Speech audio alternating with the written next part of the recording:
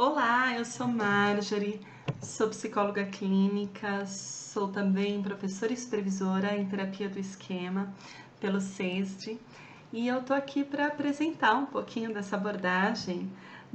Tive a honra de dar a primeira aula da semana da terapia do esquema para vocês.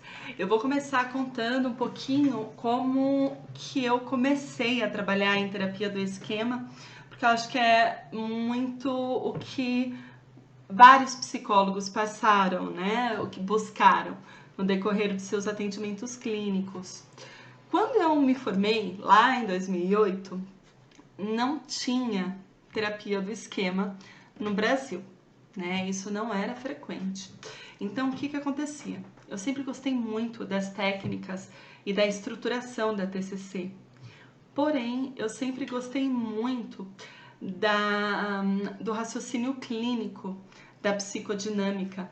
Então, eu comecei fazendo supervisão e fazendo também cursos voltados à TCC e também comecei a fazer cursos voltados ao Winnicott, principalmente, relacionado à teoria do apego por Bowlby, ao desenvolvimento infantil, enfim. E sempre gostei de integrar essas abordagens. Eu sempre achei que cada teoria tinha um pouco a acrescentar de uma maneira muito rica.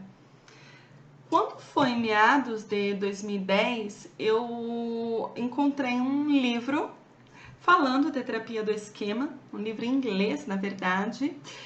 E eu falei, meu Deus, esse cara fez tudo que eu sempre quis, né? Esse cara fez tudo que eu sempre sonhei em fazer, que foi integrar o melhor de cada abordagem, aprofundar, né, a TCC com raciocínio clínico da psicodinâmica.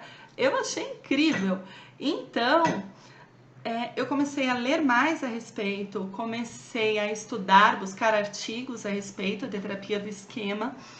E na época eu não consegui supervisão aqui no Brasil. Então eu comecei a fazer supervisão com uma portuguesa e eu achei sensacional, porque o que eu via? Quando eu aplicava o questionário de esquemas no início da terapia, fazia o processo e depois de um tempo, depois de um ano, né, depois de 6 meses, dependendo de quanto tempo ia para o processo de alta, eu reaplicava esse questionário, os scores baixavam. E depois da alta, eu chamava os pacientes, depois de 6 meses de alta, eu chamava os pacientes para eu reaplicar o questionário, para ver como é que estava, se estava tudo bem. E os scores se mantinham mais baixos mesmo. Então eu falei, poxa, não é que isso funciona?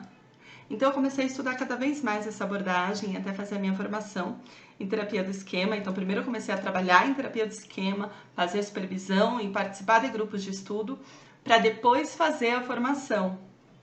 E fui me apaixonando cada vez mais pela abordagem. E tenho certeza que você vai se apaixonar também. É incrível. Eu vou começar contando um pouquinho da história da terapia do esquema, por que ela passou a existir. Ela foi originada por Jeffrey Young. Ele começou a trabalhar com Beck em TCC. E o que ele foi percebendo? Ele foi percebendo que a TCC ela funcionava muito bem para transtornos de humor, depressão, ansiedade, fobias específicas. Mas quando se tratava de transtorno de personalidade, parecia que ficava mais arrastado o processo da terapia. Eu acredito que vocês já devem ter sentido isso com alguns pacientes também. Parece que eles aprendem a respeito da TCC, né? Eles entendem a função que os pensamentos têm em relação às nossas emoções, em relação aos nossos atos, mas eles falam assim, olha, eu concordo com o que tu disse, mas eu não consigo sentir desta forma.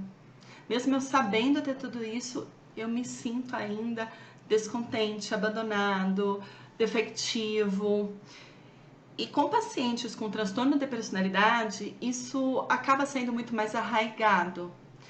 Então, Young ele foi buscando em outras abordagens complementos à TCC para que funcionasse a terapia, inclusive a longo prazo, com transtornos de personalidade. Então, a terapia do esquema ela foi criada por Jeffrey Young ela foi criada inicialmente para tratar transtornos emocionais mais arraigados, comum em transtornos de personalidade. E hoje ela é usada em diversos contextos clínicos, né? Não mais para transtorno de personalidade. Então é muito comum quando chega um paciente no meu consultório, se ele não tiver uma queixa específica no sentido de, sei lá, por exemplo, estou tendo crises de pânico. Então, eu vou trabalhar com a TCC para redução dessas crises, para depois entrar com terapia do esquema. Quando meus pacientes surgem com uma queixa que não é tão específica, não estou contente no meu trabalho, estou angustiado com a minha vida, no casamento, enfim, eu já entro direto com a terapia do esquema, mesmo que esse paciente não tenha transtorno de personalidade. E embora ela tenha bastante, digamos, da psicanálise, né, da psicodinâmica, da Gestalt e de outras que eu vou falar para vocês, ela segue a estrutura da TCC. Então, as sessões, elas são organizadas, elas são estruturadas, porém flexíveis, assim como na TCC. E o que o Jung trouxe para esta abordagem? Ele trouxe conceitos e técnicas da TCC, né? Então, cognitivos, comportamentais, da teoria do apego, de Bowlby, que é riquíssima também, da psicodinâmica, da Gestalt, psicodrama e também bases biológicas. Então, ele percebeu que a TCC, ela funciona, né? Sim, mas chega um momento ela fica arrastada para alguns pacientes. Então ela trouxe os conceitos da teoria do apego para entender como que o sujeito se apega não só ao profissional, né, não só ao psicólogo, como também a outras pessoas do contexto dele. Ele também trouxe os conceitos de psicanálise, tanto em relação à contratransferência e transferência, quanto também ao processo evolutivo, de um quanto situações que essa pessoa passa no decorrer da infância acabam ficando marcadas nela, como feridas emocionais. Além disso, ele trouxe também conceitos da Gestalt, no sentido que para o paciente é muito importante vivenciar as emoções, o que combinou perfeitamente com o psicodrama. E também bases neurobiológicas, que a gente precisa lembrar que a gente não tem uma psique andando sozinha por aí. A gente tem uma psique que está dentro de um corpo, né? Tem um cérebro. Então, vai levar em consideração conceitos com bases neurobiológicas, como, por exemplo, temperamento, diagnósticos do tipo TOC, ou se não TDAH, onde existem aspectos muito fortes neurobiológicos. E, afinal, o que são esquemas? Os esquemas, de acordo com Beck, eu vou ler junto com vocês. É qualquer princípio organizativo que o indivíduo use para compreender a própria experiência de vida. Os esquemas, muitos dos quais foram formados na infância, tornam-se mais complexos e superpostos a experiências posteriores, mesmo quando não são mais aplicáveis. O que isso significa? Desculpa, gente, preciso beber água. Isso significa que, assim, eu tenho vários esquemas na minha cabeça, né, de como funcionar em determinadas situações, em determinados contextos. Então, aqui, digamos que eu tenho um esquema na minha cabeça de professora. Então, a partir disto, eu tenho princípios de como uma professora deve agir, eu tenho crenças em relação a isso, pressupostos e diversas outras variáveis que estão associadas ao meu histórico de vida e também ao meu temperamento. Quando a gente pensa em Jeffrey Young, Ele vai considerar os esquemas iniciais desadaptativos, principalmente. Então, para Jung, se desenvolve como resultado de experiências de infância, podendo estar fortemente relacionado a transtornos de personalidade. Os que são nocivos foram chamados de esquemas desadaptativos remotos. Esses se desenvolvem quando as necessidades emocionais básicas para o ser humano não são atendidas satisfatoriamente na infância. Ou seja, dependendo do meu temperamento e do ambiente ao qual eu fui inserida, eu vou criar esquemas desadaptativos que vão servir como se fossem óculos, que eu vou enxergar o mundo através disso. Então, os esquemas, quando a gente pensa logo no início da infância, eles foram a melhor maneira que o paciente encontrou de lidar com aquela situação e de sentir aquela situação. Conforme vai seguindo a vida, eu continuo com aqueles óculos, mesmo que o ambiente tenha mudado. É por isso que eles se tornam desadaptativos. Eu sei que agora tá um pouco estranho para vocês, mas vocês vão ver que isso vai fazendo mais sentido. Então, eu vou primeiro falar para vocês em relação às necessidades emocionais básicas, porque os esquemas desadaptativos, eles vão se formar quando essas necessidades básicas, elas não são supridas. Nós temos 5 necessidades emocionais básicas. A primeira é apego e pertencimento. Então, o apego e pertencimento é aquela sensação que eu tenho de me sentir seguro, conectado, aceito, pertencente em relação ao outro. Ele é a necessidade emocional básica mais importante. Então, considerando que nós somos mamíferos, a gente precisa muito se apegar para a sobrevivência. Se a gente não se apega, a gente não come, a gente passa frio e assim por diante. Porque nós, como bebês, nós somos muito vulneráveis. Essa conexão se torna, então, extremamente importante no decorrer da vida. Essa vai ser a necessidade emocional básica que, quando ela é ferida de uma maneira muito brusca, vai criar transtornos de personalidade muito sérios. É claro que vocês vão pensar, não, mas eu não me senti assim sempre. Eu acho que essa necessidade minha não foi suprida adequadamente. É impossível a gente conseguir suprir todas as necessidades emocionais básicas de maneira perfeita e impecável para os nossos filhos, justamente porque nós somos seres humanos, nós somos falhos. Então, isso aqui é quando é muito nocivo, entendem? Quando é muito aversivo.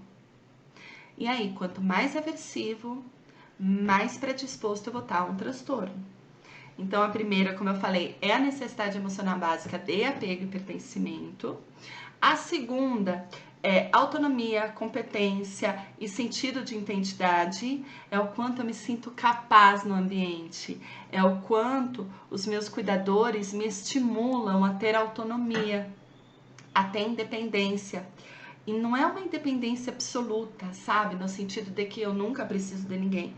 Não, é no sentido de eu sou capaz de fazer as coisas sozinho. E quando eu não preciso, já que eu me sinto conectado ao outro, eu sou capaz de pedir ajuda. A terceira necessidade emocional básica importante é a liberdade de expressão, necessidades e emoções válidas, é a valorização.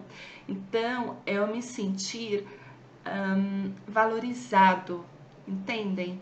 Independente se eu estou certo ou errado, essa valorização não ser condicional. Então, são os elogios, e os incentivos que eu recebo ao longo da vida. Então, é no sentido de eu ser reconhecido pelo que eu faço e pelo que eu sou.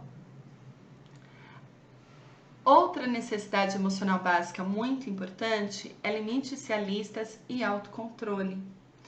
Os limites realistas e autocontrole não é simplesmente dar limite, é dar limite com afeto, que seja realista e que tenha orientação. Então, é falar ou não, porém mostrando sim, de maneira afetiva. Então não é pegar e falar, olha, não mexa naquela, sei lá, não mexa no fogo. Não, não mexa no fogo, porque queima. Mas olha só, você pode brincar com este outro brinquedo, que é muito bacana.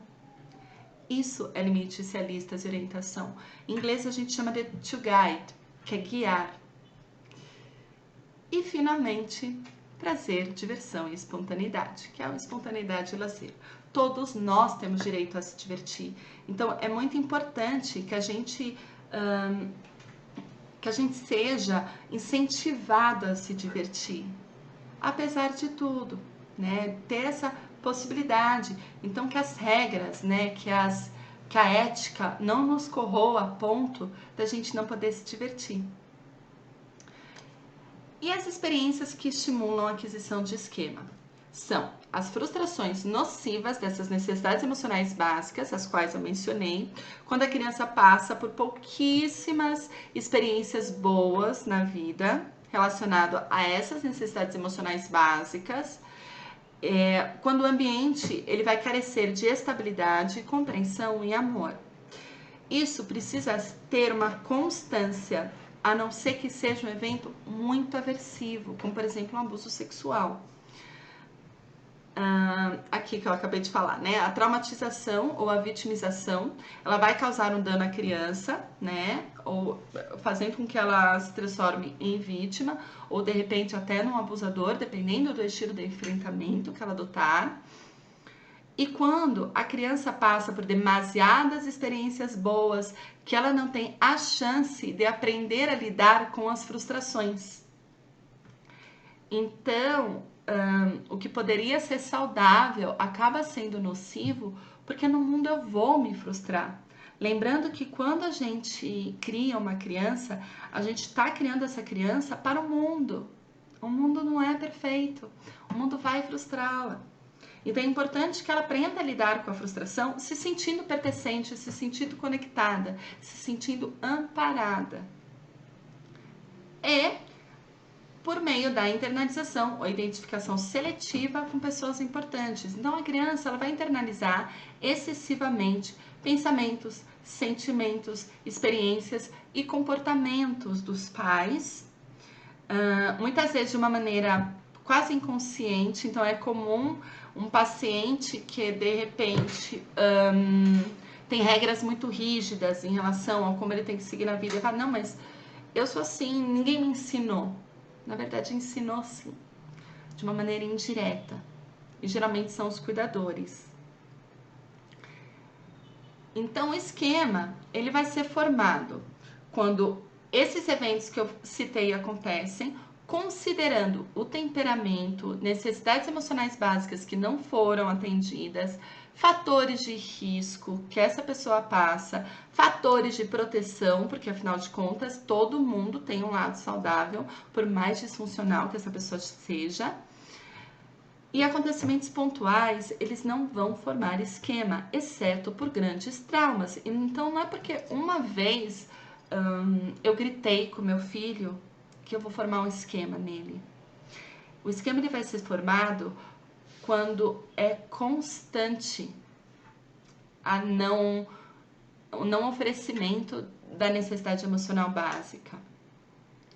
A partir disso, a partir das necessidades emocionais básicas, Jung divide os esquemas em 5 domínios. O primeiro a gente vai chamar de desconexão e rejeição. O segundo, autonomia e desempenho prejudicados. O terceiro, limites prejudicados. O quarto, direcionamento para o outro. E o 5, a supervigilância e a inibição. Eu vou falar brevemente a respeito de cada um. O domínio de desconexão e rejeição é quando eu me sinto desamparado. Quando a expectativa que eu tenho do ambiente é que eu vou ficar desamparado, de que as minhas necessidades emocionais básicas, principalmente de segurança, afeto, estabilidade, empatia, respeito, aceitação incondicional, não vão ser supridas. Dentro desse domínio, eu posso formar esquemas de privação emocional. A privação emocional é quando sou privado emocionalmente, certo? Das necessidades emocionais básicas. Então, eu nunca tive afeto. Eu não passei pela experiência de receber as necessidades emocionais básicas. Outra é o abandono, que é quando eu recebi, porém eu perdi. Então, eu recebi o afeto, eu recebi em algum momento a necessidade emocional básica, porém eu perdi. Seja por morte, seja porque nasceu meu irmão, seja porque minha mãe ou meu pai deprimiram, enfim, por qualquer motivo. Lembrando que são os óculos que a gente usa para enxergar a vida, né? O isolamento social. O isolamento social é eu me sentir fora do grupo, como se fosse um ET. Eu não pertenço a grupo nenhum. Temos também a defectividade vergonha. A defectividade vergonha, eu me sinto defectivo, eu me sinto envergonhado por quem eu sou. E a desconfiança abuso, que é quando eu sofri um abuso. Então, a medida protetiva que eu vou ter vai ser desconfiar do mundo, porque afinal de contas o mundo é perigoso, pois ele vai me abusar. Então, a partir do momento que eu formo esses esquemas, e não necessariamente eu vou formar um só, eu posso formar vários, dependendo do grau de patologia que eu tenho, eu vou usar esse óculos. Então, por exemplo, se eu uso o óculos do abandono, eu vou considerar que qualquer relacionamento afetivo que eu tiver, eu vou ser abandonada. Então, eu vou ficar insegura o tempo inteiro na expectativa de que o outro irá me abandonar. Se eu uso o óculos, por exemplo, da desconfiança e abuso, eu vou estar em alerta no ambiente, porque a qualquer momento alguém pode me abusar, pode me enganar. No segundo domínio, ele vai ser caracterizado, que chama autonomia e desempenho prejudicados, ele vai ser caracterizado pela dificuldade em se sentir capaz, de se sentir independente, de ter um bom desempenho na vida. Então, os esquemas vão ser dependência e incompetência. Então, eu dependo do outro para poder lidar com o meu dia a dia, para poder fazer as coisas de uma maneira geral. Porque sem o outro, eu sou incompetente. Então, eu vou precisar constantemente da ajuda do outro. Fracasso. O fracasso é como se eu tivesse destinado a fracassar. Então, não importa o que eu faça, eu vou fracassar. Eu não tenho competência para ter sucesso. Emaranhamento, self subdesenvolvido, como o próprio nome já diz, o meu self ele é subdesenvolvido. O que isso significa?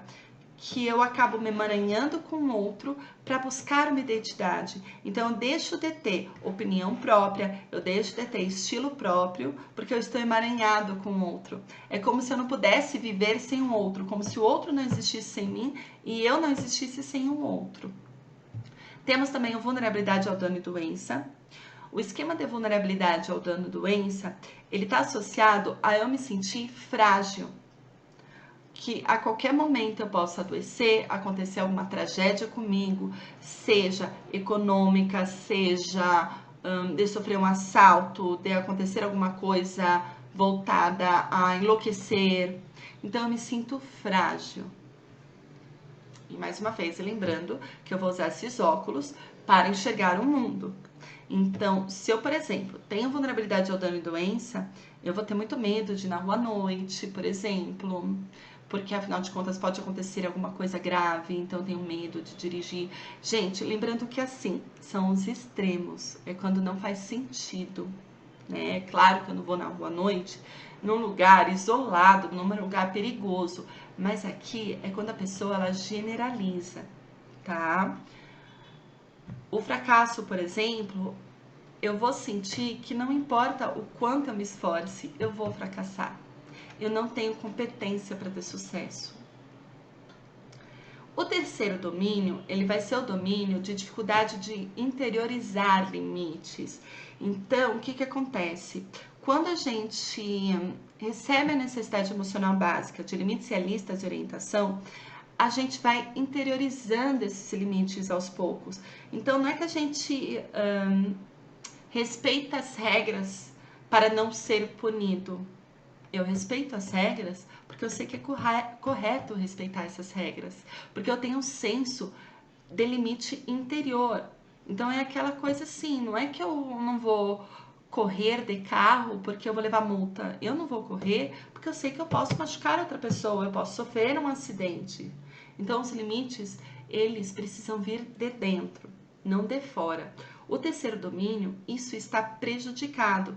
Então, a minha noção de limites, ela vai ficar deturbada. Responsabilidade com o outro e orientação para objetivos de longo prazo também vão estar deturbados, levando à dificuldade, por exemplo, de respeitar os direitos do outro, de cooperar em relação ao outro, em relação à sociedade e também de estabelecer metas pessoais, porque eu não aguento esperar, na maioria das vezes, quando eu tenho algum esquema nesse domínio. Esse domínio, ele tem 2 esquemas. O primeiro é de arrogo e grandiosidade. O esquema de arrogo e grandiosidade, eu me sinto superior ao outro. Eu me sinto merecedor, muito mais merecedor do que o outro. No autocontrole, autodisciplina insuficiente, eu sou incapaz de me disciplinar, de controlar meus impulsos. Então, eu vou ter muita dificuldade para estabelecer uma meta de longo prazo, porque o prazer imediato, para mim, vai ser prioritário.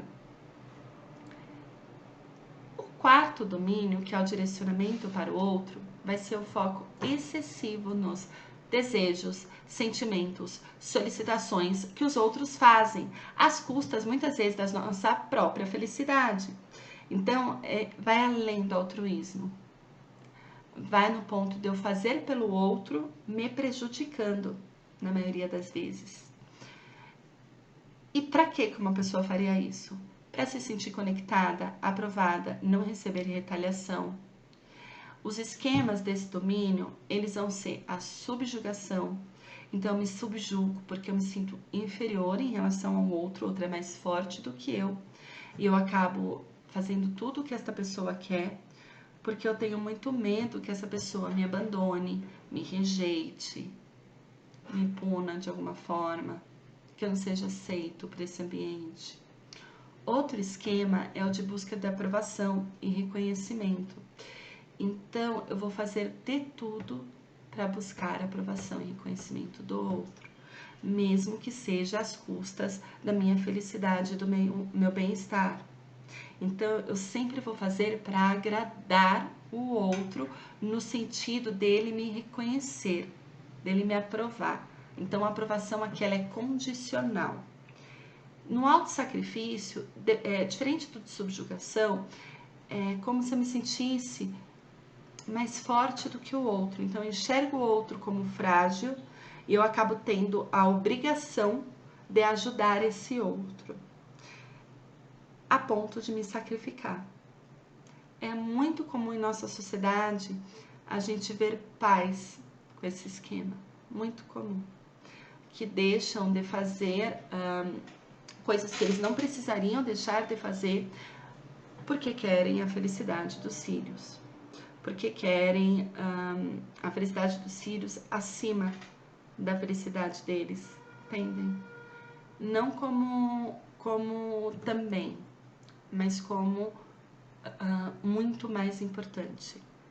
E isso, querendo ou não, na nossa sociedade é visto como algo nobre. Eu tô falando para vocês bastante em relação a pais e crianças, porque eu trabalho muito com pais e crianças. Então, acabam meus exemplos ficando voltados a pais e crianças. O quinto domínio, ele é o de supervigilância e inibição. Ele é um esquema que eu vou ter uma extrema supressão dos meus próprios sentimentos, impulsos, de escolhas espontâneas, desejos, além de um cumprimento de regras internalizadas rígida. Então, é um livro de regras que não há margem para erro e para flexibilização, sobre desempenho e comportamento ético, às custas do próprio prazer, do próprio divertimento, muitas vezes de aprofundar vínculos, da própria felicidade de uma maneira geral. Os esquemas desse domínio vão ser o negativismo, o pessimismo. Eu vou enxergar a vida com a desculpa que é realista fazer isso, vendo só problema, vendo que as coisas vão dar errado. Então, enxergando uma grande possibilidade das coisas darem errado. Quando a gente vai falar com os nossos pacientes que vão por esse caminho, geralmente eles falam assim: eu não tô sendo poliana, eu não quero ser poliana, eu quero ser realista. E, na verdade, isso não é realismo, né? Isso é negativismo. O realismo, ele vai estar entre o negativismo e o poliana, né? O enxergar tudo como se tudo fosse dar certo sempre. Ele vai considerar as duas possibilidades. Outro esquema é o esquema de inibição emocional. Inibição emocional, ele vai ser um esquema onde eu tenho muita dificuldade de expressar o que eu sinto. Seja raiva, felicidade, tristeza. Esse esquema, por exemplo, ele é muito mais comum em homens. Não significa que mulheres não tenham, mas ele é muito comum em homens. Postura punitiva. Postura punitiva, eu acredito que todo erro deve ser punido. Tanto que eu cometo, quanto que o outro comete. Independente do porquê errou. E padrões inflexíveis. Padrões inflexíveis são quando eu internalizo aquele livro de regras rígidas e eu preciso cumprir esse livro, além dos outros também ter que cumprir esse livro de regras. E uma grande dificuldade de flexibilização. Vai ser dicotômico no sentido de certo e errado. Não, isso é certo, não, isso é errado e ponto. Não tem um meio termo, não tem uma flexibilização. Quando eu penso nesses esquemas todos que eu falei, nesses óculos todos que eu falei, principalmente os esquemas de primeiro e segundo domínio, eu não vou com eles como se fosse uma ferida aberta para o ambiente, para o mundo. Eu vou ter uma forma de me proteger. Eu vou ter um estilo de enfrentamento para proteger essa vulnerabilidade minha, esse esquema primário. Então, eu vou ter 3 estilos de enfrentamento principais. Eu vou ter a resignação, que é a paralisação. Eu vou ter a evitação, que é a fuga. E eu vou ter a hipercompensação, que é a luta. Então, quando eu penso em, por exemplo, numa evitação, né, de um esquema de desconfiança e abuso, eu posso evitar me relacionar com pessoas, porque afinal de contas eu não quero ser abusado. Se eu penso, por exemplo, no estilo de enfrentamento hipercompensatório de um esquema de desconfiança e abuso, eu posso me tornar um abusador, porque afinal de contas, se eu abusar, eu não vou ser abusado. Ou senão, eu posso adotar uma postura resignada, paralisada, onde eu vou acabar me relacionando com pessoas que são abusadoras. Nossa, mas por que isso seria um estilo de enfrentamento? Sofrer é um estilo de enfrentamento? Porque é um ambiente que eu conheço. Né? Por uma economia cognitiva, muitas vezes, a gente acaba indo para ambientes que a gente conhece, por mais que eles sofram, por mais que eles nos façam sofrer. Considerando esses estilos de enfrentamento, o Jung, ele percebeu que tinham alguns pacientes que eles tinham quase todos os esquemas ativados e que acabava ficando muito difícil trabalhar com esquemas com eles. Então ele criou a teoria dos modos. A terapia dos modos esquemáticos, ela foi usada inicialmente para transtornos de personalidade narcísica e borderline. O narcísico porque quase não tinha esquema, né? Quando ele preencheu o questionário, de acordo com ele mesmo, ele não tinha esquema nenhum. Máximo uma grandiosidade. Já o né, o borderline, ele preenchia quase todos os esquemas no questionário. O Jung, ele vai desenvolver a terapia dos modos para complementar a terapia do esquema. Ela não é uma substituição, ela é complementar. Hoje em dia se utiliza no mesmo paciente o conceito de esquemas e o conceito de modos. E o modo, ele vai ser o estado predominante em que estamos em um determinado momento. Então, ele é flutuante. Quando eu for falar de cada um, vocês vão entender. Ele vai colocar maior foco no meu humor, no aqui e no agora, como eu me sinto. E também como eu ajo no aqui e agora, quando a gente vai falar de estilo de enfrentamento. Ela vai ser uma estratégia para superar a evitação e a compensação, né? Eles vão vir como a melhor forma que eu tive naquele momento, de acordo com o meu repertório, de lidar com o meu esquema, de lidar com a minha vulnerabilidade. Ele vai ser o estado emocional, cognitivo, comportamental, fisiológico que emerge em determinado momento. E eles vão ser ativados quando as necessidades emocionais básicas não são supridas. Então, seja para me proteger, seja para buscar essa necessidade emocional básica. E aí eu vou falar um pouquinho de modos. Quando eu falo de modos com meus pacientes, geralmente eu falo assim.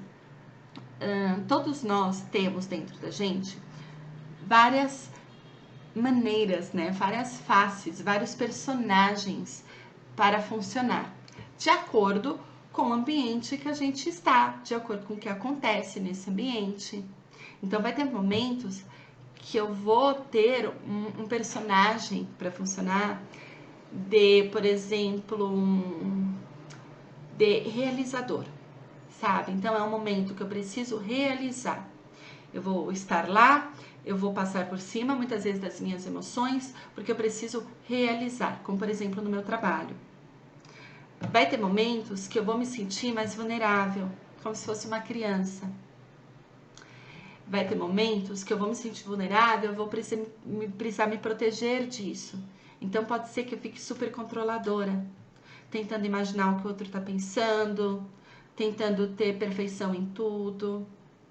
Então é como se fosse vários personagens dentro da gente que eles vão atuar de acordo de como o ambiente vai se apresentar pra gente, né? E vai ser, claro, embasado tanto nas nossas vivências quanto no nosso temperamento. Eu vou ter o meu modo criança, que eles são as reações inatas de necessidades emocionais não atendidas. É a emoção de uma maneira predominante. Eu vou ter o meu modo criança vulnerável. O modo criança vulnerável é a minha ferida emocional. Então, ele pode ser, por exemplo, uma criança vulnerável abandonada, que ela se sente abandonada, desconectada, rejeitada. Pode ser uma criança solitária, que tem um sentimento de vazio muito grande. Uma criança vulnerável que se sente dependente, incompetente, humilhada ou inferior. E por assim vai. Outro modo criança é o modo criança raivosa. Esse modo eu vou buscar uma necessidade emocional básica. Eu me sinto injustiçado por não ter recebido uma necessidade emocional básica. E eu posso demonstrar tanto com uma agressividade, quanto, por exemplo, ficando emburrado, né? Cara fechada no meu canto, não quero saber. Outro modo criança é o modo criança sem limites. Então, eu vou em busca da minha necessidade emocional básica de uma forma imediatista ou indisciplinada. Eu quero agora. Além de eu querer agora, eu prefiro estar com ela nesse momento, né? Ter indisciplina nesse momento, porque é muito mais legal, de repente, em vez de assistir aula, eu ficar batendo papo com as amigas, eu ir jogar, né? Ou se não, porque eu fiquei com raiva em alguma situação e aí de maneira impulsiva eu vou brigar com meu chefe. Eu quero aquela necessidade emocional básica de reconhecimento agora, né? Temos também os modos de coping, os estilos de enfrentamento. As emoções, elas vão ser menos intensas. Esses estilos de enfrentamento, eles vão servir justamente para baixar a intensidade emocional da criança vulnerável. A função é não sentir o medo, a dor, desesperança das necessidades emocionais básicas que não foram supridas, que não foram atendidas. E vai ser baseado naqueles estilos de enfrentamento que eu falei para vocês agora há pouco, que é a luta, a fuga e a paralisação. Então, é a hipercompensação, a evitação e a resignação. Quando eu penso nos modos de coping, nos estilos de enfrentamento, eu vou ter o resignado, ele vai diminuir a ativação emocional pelo capitulador complacente, então é um desamparo aprendido, entende? Não adianta espernear, não adianta você abandonado de qualquer forma, você privado emocionalmente de qualquer forma, você humilhado de qualquer forma. E é aquilo que a gente falou de economia cognitiva, é um ambiente conhecido. A gente vai ter também o estilo de enfrentamento evitativo, que ele vai subdividir nos modos protetor desligado, que o adolescente adora, que é aquela coisa, não sinto nada, bobagem, tô ótimo. O mundo caindo, né? Tô ótimo. Não sinto, não me importo. Esse é o protetor desligado. O autotranquilizador, ele é evitativo no sentido de evitar emoções negativas quando eu busco, por exemplo, droga, trabalhar em excesso, né, para esquecer os problemas da minha casa, ou se não, de repente, comer excessivamente, comprar excessivamente. Tudo vai depender de qual é o meu pensamento automático por trás. Então, por exemplo, se eu compro excessivamente, porque eu passei um dia horrível, e aí eu quero me desconectar disso, eu vou lá comprar. Eu tô indo pelo autoaliviador. Se eu tô comprando descontroladamente, porque eu quero me sentir pertencente a um grupo, sabe? Eu quero aquela roupa agora, aí eu tô agindo pela criança impulsiva e não pelo autoaliviador. Então, tudo vai depender do motivo, tudo vai depender do meu pensamento automático. Outro é o protetor zangado. O protetor zangado, eu vou me fazer de bravo para ninguém chegar perto e me ferir. Então, eu vou ficar emburrado, eu vou fazer de bravo, como se fosse uma parede de raiva, porque assim ninguém chega perto. Outro é o protetor evitativo, que é evitar situações que eu vou me sentir exposto, que eu vou me sentir vulnerável. No estilo de enfrentamento hipercompensatório, eu vou ter o autoengrandecedor, então eu vou me colocar como superior aos outros, escondendo a minha vulnerabilidade, agindo no sentido contrário a ela. O bully-ataque, eu ataco para não ser atacado. O supercontrolador, que pode ser paranoico ou perfeccionista, então eu vou supercontrolar o outro no sentido de pensar o que ele está pensando, ver o que ele está fazendo, para não ser enganado, para não ser abusado, para não ser abandonado, ou qualquer coisa nesse sentido. O manipulador, eu vou manipular o ambiente para não me sentir vulnerável, para a minha vulnerabilidade não ser percebida. E o predador a gente vai ver em públicos jurídico, né? Então, geralmente são criminosos. Eu vou agir como predador mesmo, eu vou eliminar quem eu acho que está me ameaçando por algum motivo. E o buscador de atenção. Eu vou buscar atenção descontroladamente para não me sentir defectivo, privado, abandonado. Então, a hipercompensação ela vai agir no sentido contrário à minha vulnerabilidade. Ainda nós temos também as vozes disfuncionais. As vozes disfuncionais são aquelas vozes que a gente acaba interiorizando, geralmente de figuras que nos são importantes, que elas vão poder nos criticar ou demandar de uma maneira excessiva. Então, eu vou ter um modo punitivo, crítico, ele vai me punir por expressar necessidades e sentimentos ou cometer erros. Geralmente está associada a uma raiva de si mesmo, a uma autocrítica. E está associado muitas vezes também a comportamentos para-suicidas, no sentido de eu não mereço viver, né? Então, o suicídio ele pode tanto ser um autoaliviador, eu não aguento mais essa vida, tudo me dói demais.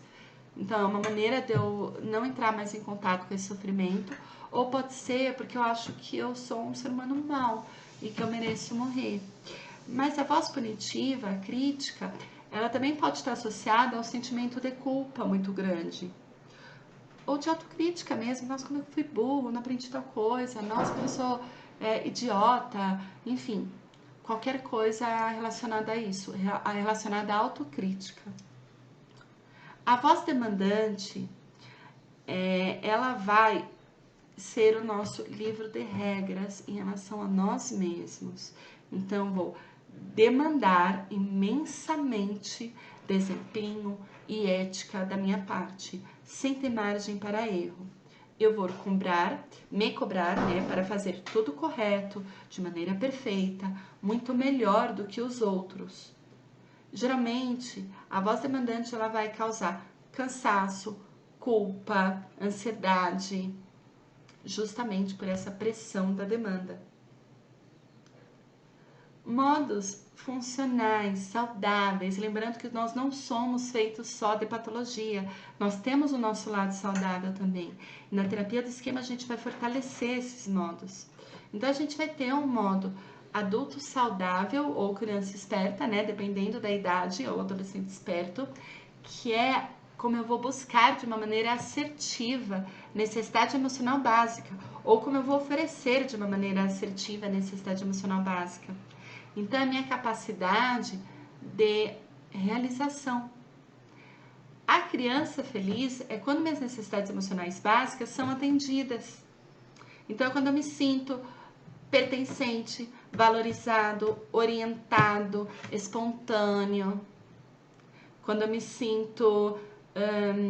quando eu sinto que eu estou me divertindo, capaz. E aí vamos falar um pouquinho das estratégias de trabalho. Quando a gente pensa em estratégias de trabalho, a terapia do esquema ela é bem completa, isso que é muito bacana.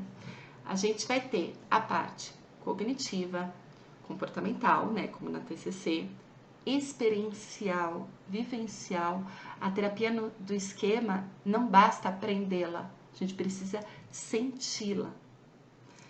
E a gente vai ter também um direcionamento no relacionamento terapêutico. Então, não vai ser que nem na psicanálise, que tem a questão da transferência que eu só observo, a que eu vou agir em relação a ela. Nas técnicas cognitivas, eu vou testar a validade do esquema, avaliar vantagens e desvantagens do esquema e dos estilos de enfrentamento, um diálogo entre o modo saudável e o modo disfuncional ou o esquema desadaptativo. E também posso me utilizar de cartões e lembretes. Nas estratégias vivenciais, eu vou ter a possibilidade de vivenciar o esquema na esfera afetiva, que pode ser, por exemplo, com imagem mental, carta aos pais, o próprio diálogo de modos, né, que a gente chama, ou da cadeira transformacional. Relacionar os esquemas com a história de vida do paciente, ele vai vivenciar isso. E quando... aí já é um convite, é um spoiler, né, do curso de formação. Vocês vão entender isso por bases biológicas, né? A gente aprende muito pelo afetivo. Quando eu penso nas técnicas comportamentais, elas são buscadas na TCC, que é o que a maioria de nós já conhecemos, com mudança gradativa no comportamento, né? Não pode ser brusca, porque senão a gente acaba inibindo o nosso paciente. Estimular a motivação para mudança de acordo com o ambiente que ele está. Vantagens e desvantagens de manter o comportamento, principalmente o decoping. Fazer roleplay, tarefa de casa comportamental, diálogo entre o modo protetor desligado e o modo saudável. Agora, o que eu acho, sinceramente, de mais rico da terapia do esquema, relação terapêutica. A relação terapêutica é primordial para a terapia do esquema, porque não adianta a gente ter todas as técnicas se o vínculo não for bem estabelecido e bem trabalhado. Então, a postura do terapeuta vai ser pessoal, vai ser inteira, não vai ser distanciada. É se relacionar com pessoa e como pessoa, sem parecer perfeito o tempo inteiro. Ser sincero, ser genuíno, utilizar a transferência a favor do nosso paciente, com postura empática, confrontar de modo empático sempre. E fazendo o que é mais bonito, né, da terapia do esquema, que é a reparação parental limitada. Ou seja, eu vou oferecer para o meu paciente aquilo que ele não recebeu na história da vida dele. Então, se ele não recebeu apego e pertencimento, a minha prioridade quando esse paciente chega é oferecer isso para ele. Se ele não recebeu limites e a lista de orientação, eu vou oferecer isso para ele de maneira afetiva, com valorização, prazer e divertimento. Então, aquelas sessões que a gente acha que foram perdidas porque o nosso paciente só ficou falando de futebol, talvez ele estava precisando de um pouco de prazer e divertimento na vida dele. Então, é o momento de oferecer isso para ele. Os objetivos da terapia do esquema, eles vão ser de enfraquecer o máximo possível os esquemas iniciais desadaptativos. Eles não somem, né? Eles desativam, porque afinal de contas faz parte da nossa história. Ele vai reforçar o lado sadio, o modo adulto saudável, ou criança esperto, adolescente esperto deste paciente, por meio da relação terapêutica. Ele vai ajudar o paciente a deixar de usar os estilos de coping desadaptativos, os estilos de enfrentamento desadaptativos, mas respeitando ainda assim os estilos de enfrentamento, porque afinal de contas salvar a vida desse paciente muitas vezes. E voltar a entrar em contato com os seus sentimentos verdadeiros, com as suas necessidades emocionais básicas, com a sua espontaneidade. E também fugir dos modos de esquema autodestrutivo, como por exemplo uma voz punitiva, uma voz demandante, e dar-se conta das necessidades emocionais básicas. Saber o que eu busco, saber o que eu preciso e como que eu posso buscar isso no ambiente. Então, finalizando, né, que a próxima vai ser referências bibliográficas, a terapia do esquema, as pessoas falam que ela é muito complexa, né? Ela realmente é muito complexa. Mas vocês vão perceber que à medida que vocês vão estudando, do que vocês vão ouvindo, ela faz muito sentido na nossa vida. A gente se identifica um pouquinho com cada esquema, com cada modo. Quem nunca se sentiu abandonado? Quem nunca se sentiu defectivo? Quem nunca adotou um estilo de enfrentamento, por exemplo, arrogante, no ambiente que se sentiu ameaçado? Todos nós apresentamos um pouquinho, né, desses esquemas em determinado momento. A gente vai considerar que esses esquemas, eles são características fortes dos nossos pacientes quando eles predominarem. E vocês vão ver que a relação terapêutica, a gente poder se conectar com o paciente é libertador. E nos dá a possibilidade, a oportunidade de aprender muito com o nosso paciente. Então, sim, introduzir. Espero que vocês tenham ficado com vontade de mais, né? Com um gostinho de quero mais. Vocês vão ter outras aulas, outros módulos, tanto com a Alessandra quanto com a Ana. Eu tenho certeza que vocês vão gostar. Muito obrigada. Até mais.